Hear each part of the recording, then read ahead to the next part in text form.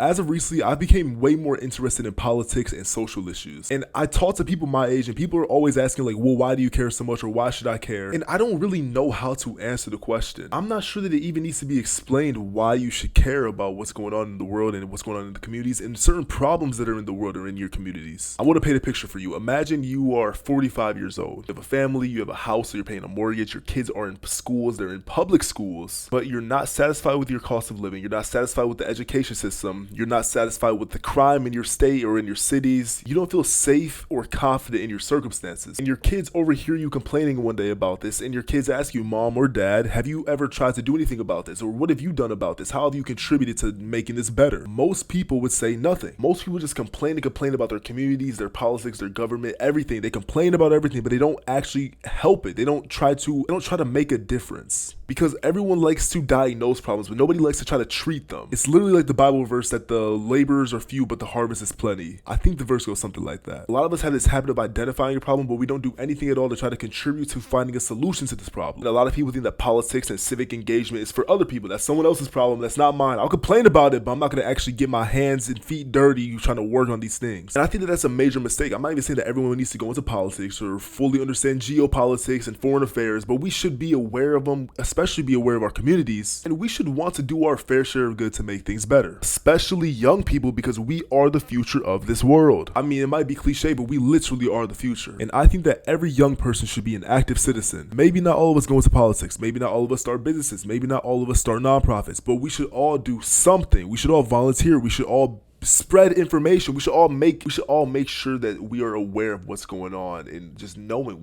I'm getting stuck on my words, but we should all do something. And this is not a partisan video. This is not Democratic or Republican. This is all about right and wrong. I'm not going to try to convince you to be a Democrat. I'm not going to try to convince you to be a Republican. I'm not even going to convince you to go into politics, because there's a lot of things that are wrong with the world that is beyond politics. And honestly, one of the most influential things you could probably do is be a good parent and raise empathetic and knowledgeable kids. But I'm trying to speak mainly to the young people, because I am also a young person. I want to try to debunk the biggest thing I hear young people say, which is, oh, I don't really care about politics. Dude, you might not care about the textbook definition of politics, and you might not care about the 3 branches of government. We all care about cost of living. We all care about taxes. We all care about affordable housing, healthcare, education, roads, the economy, jobs. We care about all these things. These are all branches that stem from politics. They're all political issues. Even your right to vote or your right to marry, whatever it is, it's all political. The most simple way to conceive politics is the distribution of power and decision making. We all care about the effects of these decisions that people are making. So we all care about politics to some extent. Some of us are just too ignorant to know what it is about politics that we care about, but we care about politics. Politics is more than just Washington D.C. It's more than just the presidency. It's everything going on. When you hit a pothole this morning on your way to work, that was a political issue. And whether you care about politics or not, you deal with the consequences and you live within the consequences of politics. And I see why people try to avoid politics, because it definitely is a tense subject.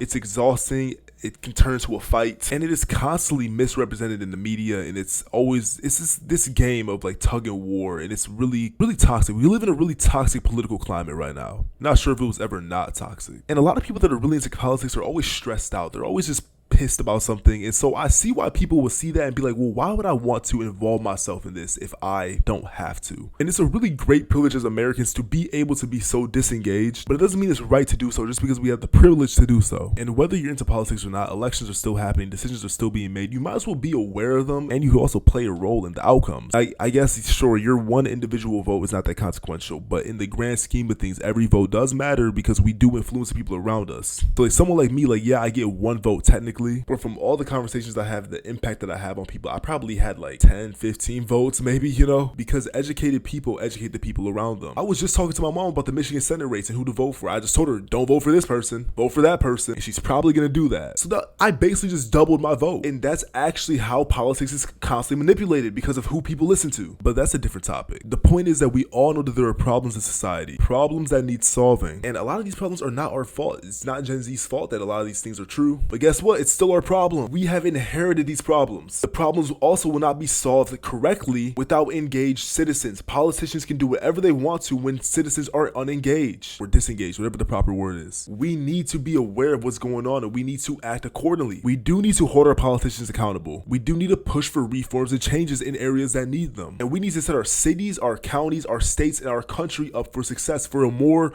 desirable future, for a more prosperous future. Because we know that some things work and some things don't work. Some things are not working at scale. Some things have not worked for the freaking past century. We need to learn about these things and not let it just get swept underneath the rug. Because there are people who are in power who are trying to manipulate the narrative. Oh my gosh, I sound like a conspiracy theorist, but I'm so serious right now. I'm not even trying to be on no weird conspiracy stuff. There's genuine corruption in our political system at all levels. And it's a lot easier when citizens are ignorant. And I'm very aware that I'm having like the Dunning-Kruger effect right now. If you don't know what Dunning-Kruger is, it's basically that when you first learn about something, you feel like you know a lot more about it than you really do. I'll put like a little graph of the Dunning-Kruger up so you can like see what I'm talking about. I don't know enough to identify every problem, but I know enough to know that there is a problem, and I know enough to know that there is corruption in our political system. And I know for a fact that young people need to be involved in politics. Now, this video was just a lot of babbling and ranting, but like this is very genuine. I genuinely believe that ignorance does more damage to the world than malice does. I think a lot of people that do bad things or do things that hurt other people are usually more ignorant than they are malicious. I don't think people are really that bad. Some people are pretty bad, but a lot of people are just stupid. Well, I don't want to say stupid, but ignorant. Both. We're worried about the wrong things. Like, you could tell me all about some news with your favorite R&B artist, but you can't tell me the name of your senator. I'm not saying we got to become civic nerds, but I'm just saying like we should know a thing or two about what's going on in the world. And the fact that people are so ignorant is also the byproduct of an insufficient education system. And I would go as far as to say maybe our education system is intentionally inadequate. But I'm not trying to sound like a conspiracy theorist still. But once again, I'm not trying to tell you to become some political freak and piss off the whole family at Thanksgiving, but you should stand for something. You should stand for something. You should know what you stand for, and you should really stand on it. I mean, you can't be moderate on everything. You can't stand in the middle on everything. You do have to take a stand for what is right and stand against what is wrong. And listen, we have a lot of things going on. I have a list of them. We have artificial intelligence, housing authority, mental health, education, climate, economic uncertainty, technology. These things are not someone else's problems. They are our problems. Sure, we can't all hold a political office, but we can all take a stand for what we want for the future.